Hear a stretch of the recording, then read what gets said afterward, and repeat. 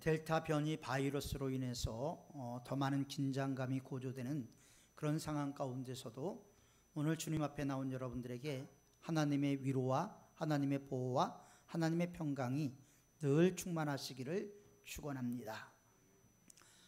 우리가 신앙생활을 하는 것을 성경은 이스라엘 백성들이 홍해를 건너가는 것에 비유를 합니다. 홍해를 건너감으로써 모든 것이 끝나는 것이 아니고 홍해를 건너가면 바로 40년 강야가 펼쳐지게 됐죠.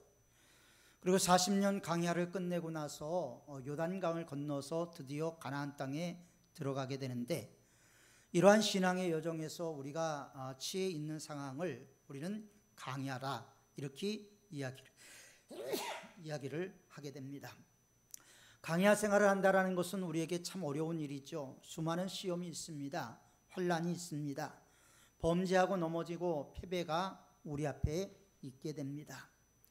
그러다 보니까 강야 생활을 지날 때마다 우리가 낙심을 하게 되는데, 이 낙심되는 우리 현실 속에서 우리가 승리할 수 있는 비결은 과연 없는가? 승리할 수 있는 비결은 무엇일까? 우리는 많이 생각을 하게 됩니다. 그러나 성경은 우리에게 단 한마디로 얘기를 하죠. 우리가 강야 생활에서 승리할 수 있는 비결은 예수 그리스도를 바라보는 것이다. 예수 그리스도를 앙망하는 것이다. 예수 그리스도와 함께하는 것이라고 성경은 우리에게 말씀을 하고 있습니다.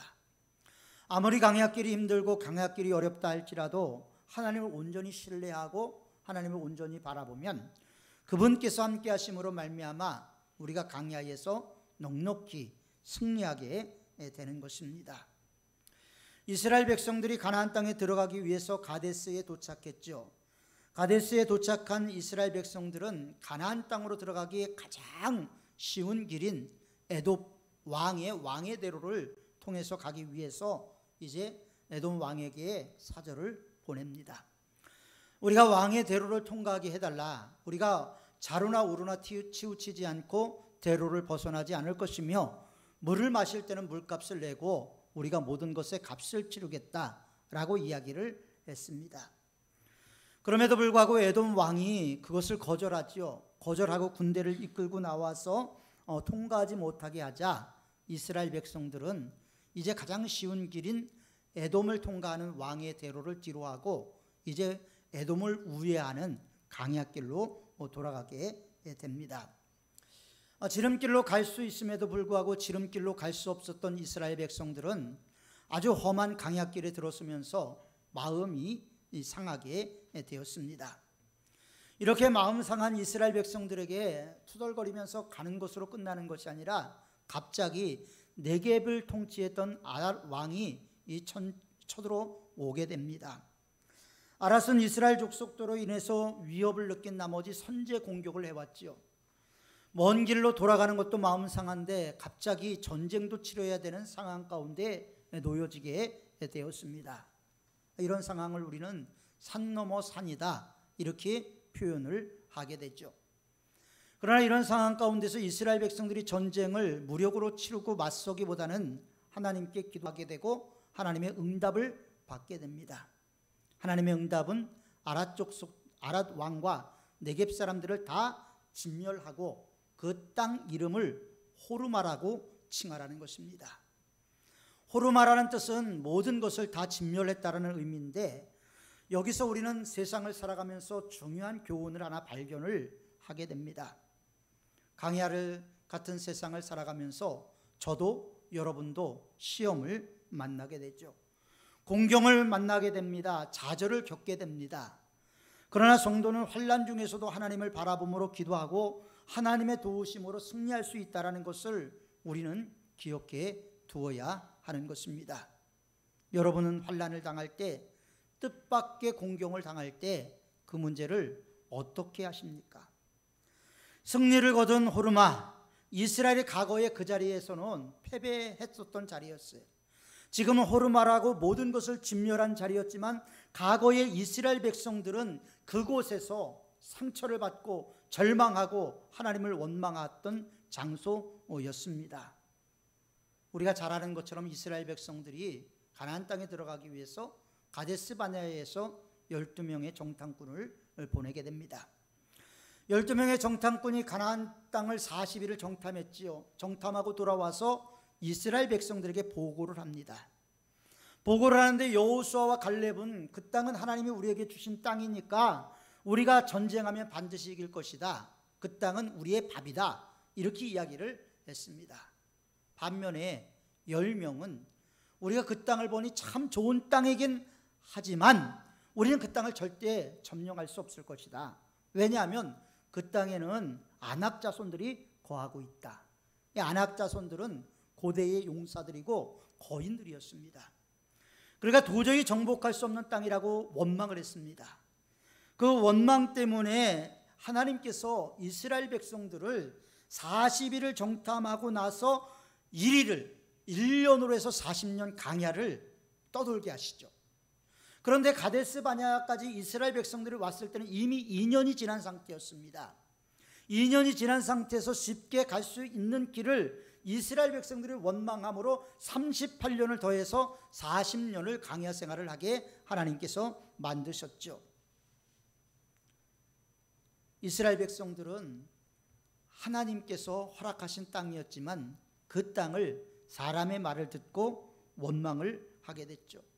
그 땅은 정복할 수 없는 땅이라고 믿게 됐죠. 그러나 그 뒤에 이스라엘 백성들이 깨달았습니다. 아, 우리가 잘못했구나. 깨닫고 나서 그 후회하면서 가나안 족속과 싸우러 나가겠다. 모세에게 그렇게 얘기를 했어요. 그러니까 모세가 만류를 합니다. 나가면 안 된다. 싸우지 말아라. 이야기했음에도 불구하고 싸우러 나갔다가 참패를 당했던 장소가 오늘 이스라엘 백성들이 있었던 장소였습니다. 그러니까 네겝은 하나님께 불순종했던 이스라엘 백성들에게 상당히 뼈아픈 장소였음이 분명합니다. 이 패배는 이스라엘 백성들에게 아주 쓰라린 경험이었죠. 쓰라린 경험이 있고 트라우마가 있으면 그 지역에 갈 때마다 사람들은 상처를 받습니다. 괜히 작아지는 자기 자신을 발견하게 되는데 하나님의 능력으로 그곳을 점령하면서 과거의 상처들을 다 씻어내고 하나님께서 그곳을 호르마라고 명령을 하게 하셨고 이스라엘 백성들은 그곳을 호르마라고 명칭을 붙였습니다. 이제 이스라엘 백성들은 호르마를 위해서 네겝 왕과 싸워야 했죠. 그래서 하나님께서 그들을 이기게 하시고 다 멸하게 하시겠다라고 말씀하셨고 그 말씀대로 이루어졌습니다. 이게 얼마나 뜻깊은 일이겠어요. 과거의 아픔, 과거의 상처, 과거의 트라우마가 이제 패배와 두려움이 다 사라지게 됐고 이스라엘 백성들은 다시 힘을 얻게 되었습니다. 아랏 왕을 제압한 이스라엘은 이제 다시 가나안 땅을 향해서 이제 일어나서 행군을 하게 됐죠. 에돔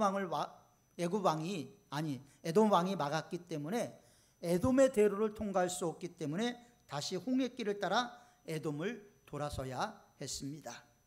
그런데 이 길은 아주 험하고 고통스러운 길이었습니다. 그러니까 그 길이 고통스럽고 어려우니까 또 이스라엘 백성들이 또 하나님을 원망합니다. 하나님께 불평하기 시작을 했습니다.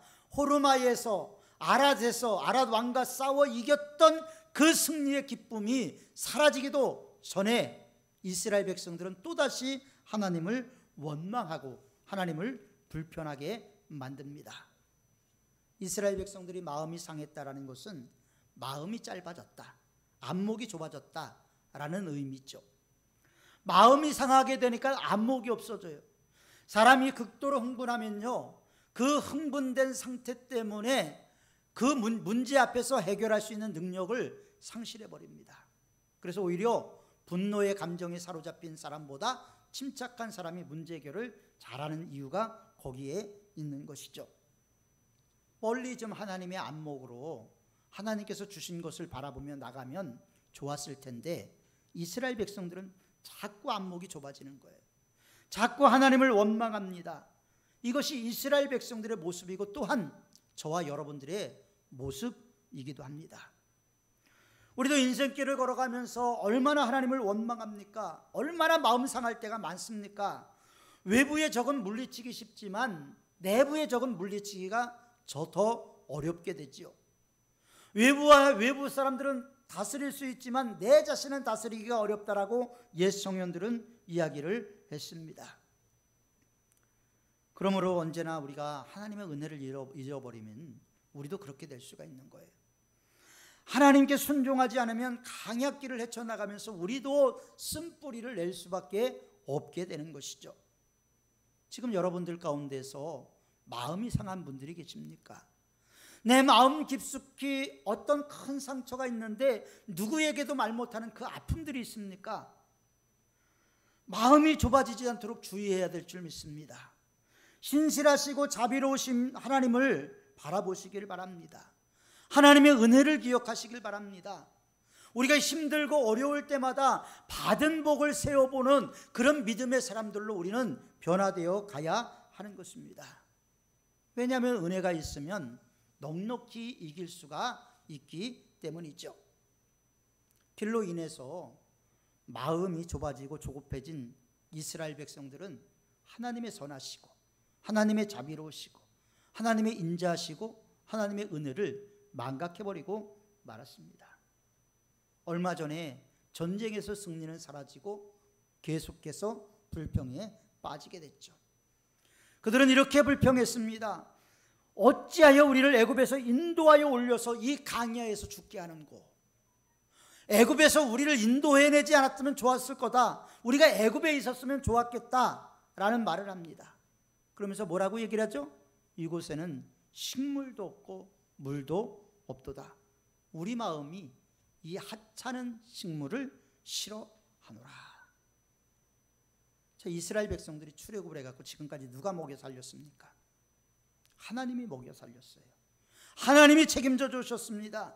그럼에도 불구하고 하나님이 주신 음식에 대해서 이들이 불평한 것은 싫어한다라는 거예요. 얼마나 악하고 얼마나 어이가 없습니까? 만나가 처음 내렸을 때 가시 같고 이게 그것을 먹으면서 너무 좋아했죠. 그래서 이게 뭐냐? 그래서 만나가 됐지 않습니까? 그들은 애굽에서 자신을 구원해낸 하나님을 원망을 했습니다. 애굽이 어떤 곳이죠? 애굽은 노예 생활을 했던 곳입니다. 억압이 있던 땅이었죠. 고욕이 있었던 땅이었습니다. 갓 태어난 사내 아이들은 다 나일강에 악어밥이 되도록 집어 던져야만 했습니다. 끔찍한 곳이었죠. 채찍질 당하고 무노동으로 국고성인 비돔과 라암셋을 지어야만 했습니다. 절망의 땅이었습니다. 희망이라는 것은 하나도 찾을 수 없는 것이 이스라엘 백성들에게는 애굽 땅이었죠. 그곳에서 종살이를 했습니다. 그런 이스라엘 백성들을 하나님께서 크신 권능과 능력으로 출애굽을 하셨죠. 10가지 재앙을 통해서 출애굽을 하게 하셨죠. 그런데 그들은 뭐라고 얘기를 합니까? 어찌하여 우리를 인도해서 이 강야에서 고생하게 하느냐, 이 강야에서 죽게 하느냐. 그들의 마음이 좁아졌습니다. 그들의 마음이 조급한 탓에 눈앞에 있는 가나안 땅을 바라보지 못하고 바로 눈앞의 것만 바라보고 그들은 원망하기 시작을 했습니다. 이스라엘 백성들은 하나님의 인도하심과 하나님의 공급하시는 은혜를 멸시했습니다. 그리고 불평했죠. 그들이 비록 거친 강야 생활을 했다 할지라도 하나님께서 그들을 어떻게 지켰습니까? 사도행전의 스데반은 그렇게 얘기를 합니다. 그들의 신발이 헤어지지 않고 의복이 닳지 않고 발이 부르트지 않았다. 여러분, 40년 강야 생활을 하면서 매일 걸어가면서 그 모래길을 걸어가면서 강야길을 걸어가면서 그들의 발이 부르트지 않았다. 이게 하나님의 은혜가 아니고서는 어떻게 이루어질 수가 있겠습니까? 물이 없을 때 반석을 쳐서 물이 나오게 하셨죠. 먹을 것이 없을 때 만나를 주셨습니다. 하나님의 은혜, 그들이 지금까지 지내온 게 하나님의 은혜였어요. 그런데 그 하나님의 은혜를 멸시하고 있습니다. 만나를 하찮은 음식이라고 혹평을 하고 있습니다.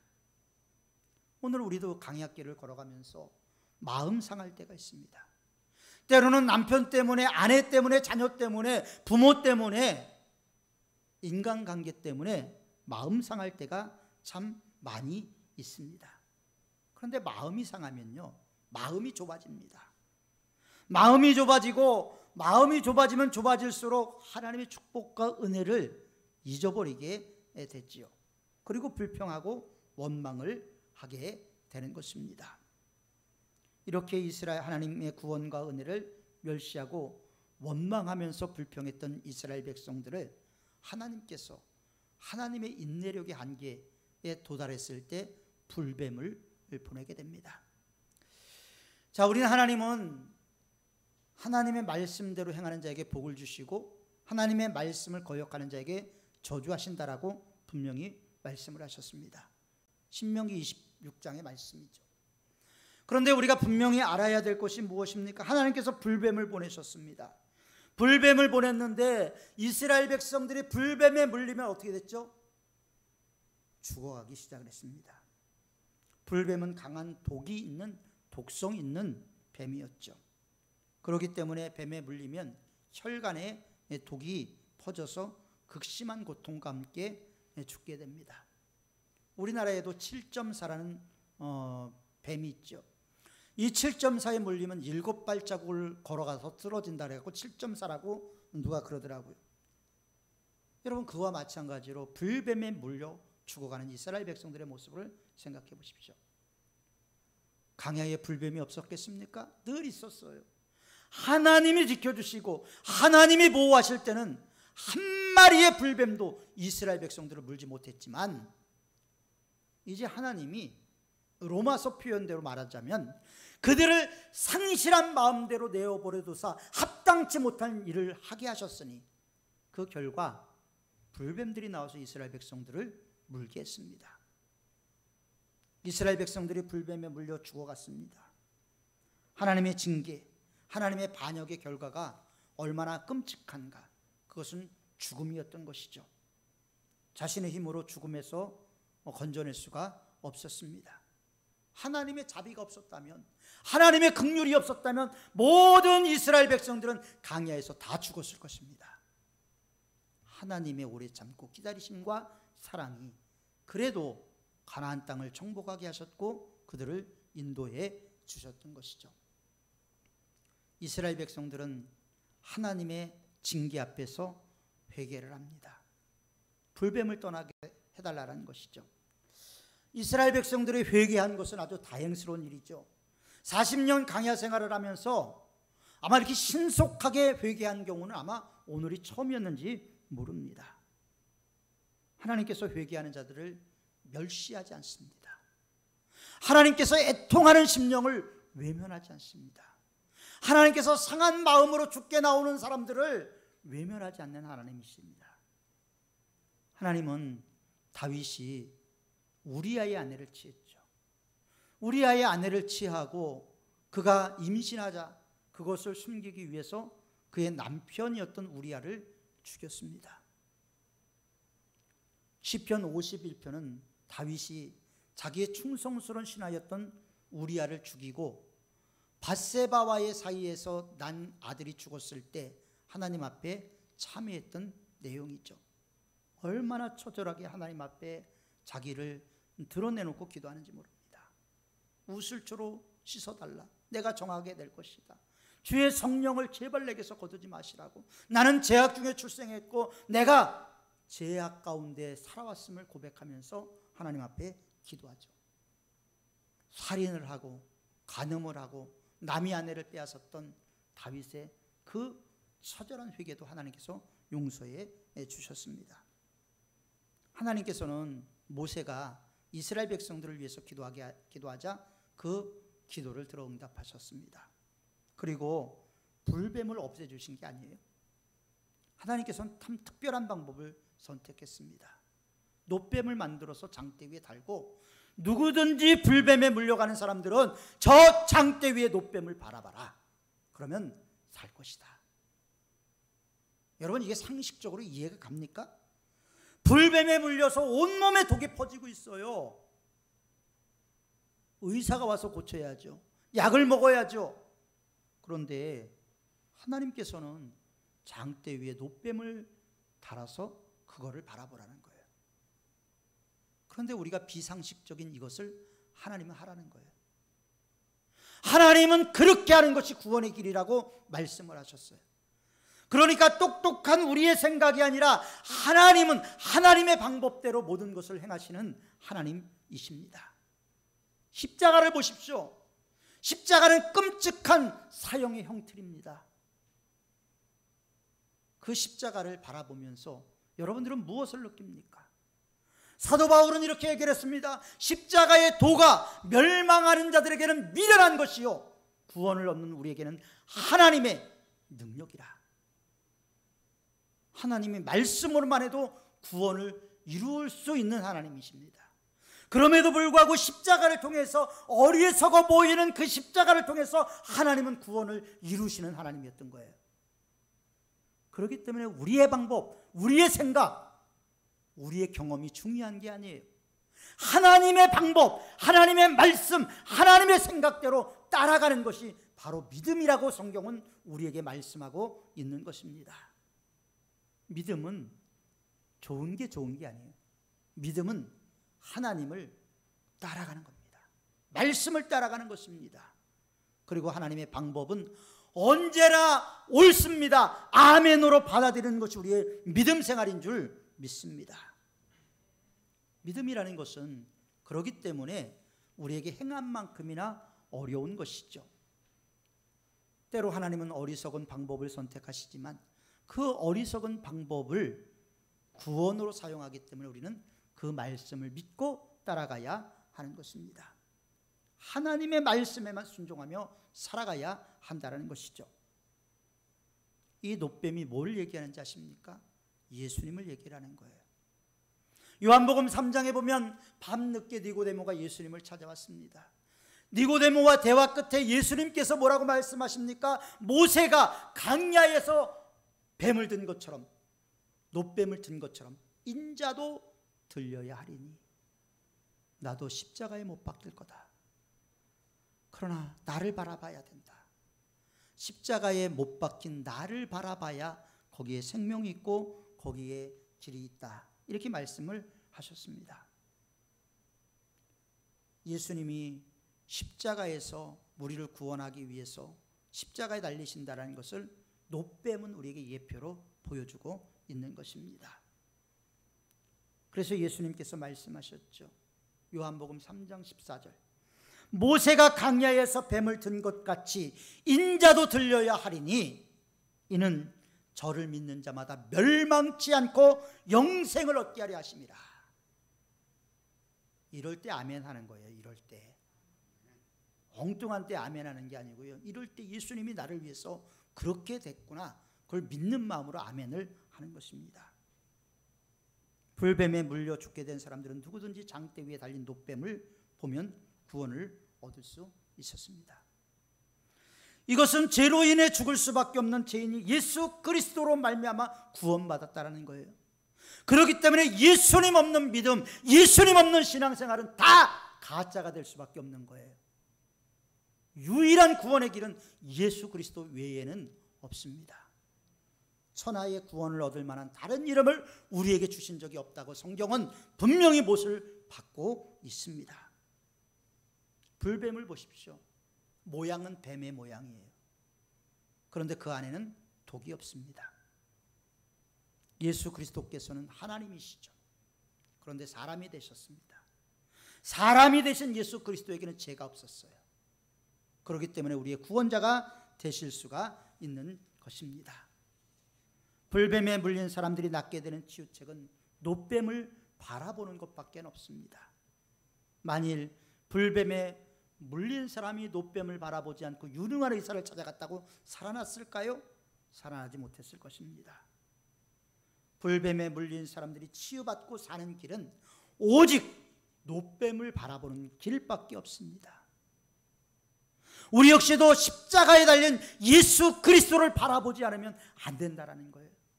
예수님 없는 신앙생활은 모든 게 다 꽝이 돼버리고 마는 것입니다. 그래서 예수님이 우리 삶의 기준이 되어야 되고 예수님이 우리 신앙의 안내자가 되어야 되고 예수님을 온전히 믿는 삶을 회복해야 하는 것입니다.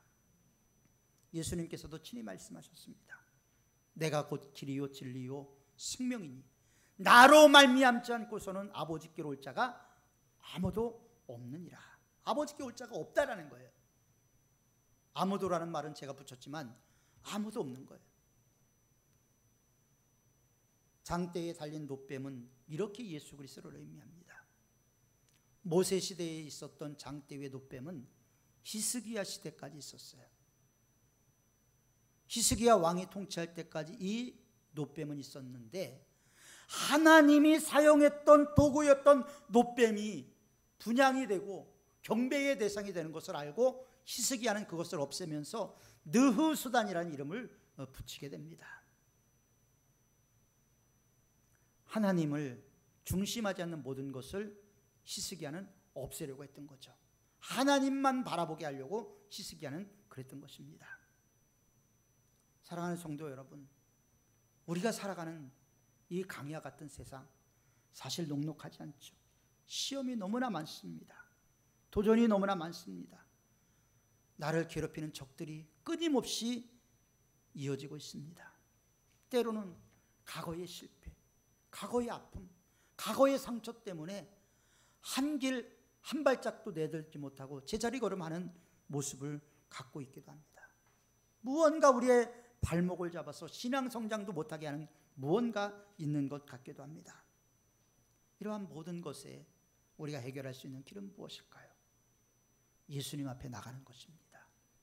예수님을 앙망하는 거예요. 예수님만이 내 삶의 구원자요 치료자요 전능자이심을 믿는 겁니다. 육신의 질병 때문에 몸이 아프십니까? 나의 치유자이신 주님 앞에 나가시길 바랍니다. 절망의 상처 때문에 주저앉아 계십니까? 여호와 나의 승리의 깃발 여호와 니시의 하나님 앞에 나가시길 바랍니다. 물질이 없어서 고통하고 절망합니까? 나를 위해서 모든 것을 준비해 놓으신 여호와 이레의 하나님 앞에 나가시기를 바랍니다. 우리를 구원하시고 우리를 치료하시는 하나님, 그 하나님만을 온전히 신뢰하는 저와 여러분들이 되었으면 좋겠습니다. 코로나19 때문에 우리의 신앙이 많이 무너졌죠. 이제 내일부터 2주간 동안 우리는 비대면으로 또 모든 것이 전락이 되어버리고 말았습니다. 이럴 때 우리의 믿음이 흔들리지 않을 수 있는 유일한 길은 어디에 있을까요?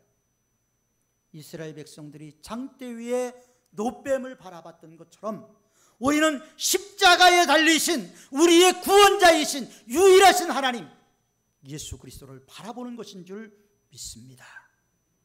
그 하나님의 보호하심, 그 하나님의 인도하심, 그 하나님의 함께하심, 그 하나님의 놀라우신 축복이 우리가 대면으로 마주치지 않는다 할지라도 끊임없이 비대면 기간 동안에도 저와 여러분들의 삶과 가정과 생업, 자녀들 가운데 늘 함께 하시기를 축원합니다.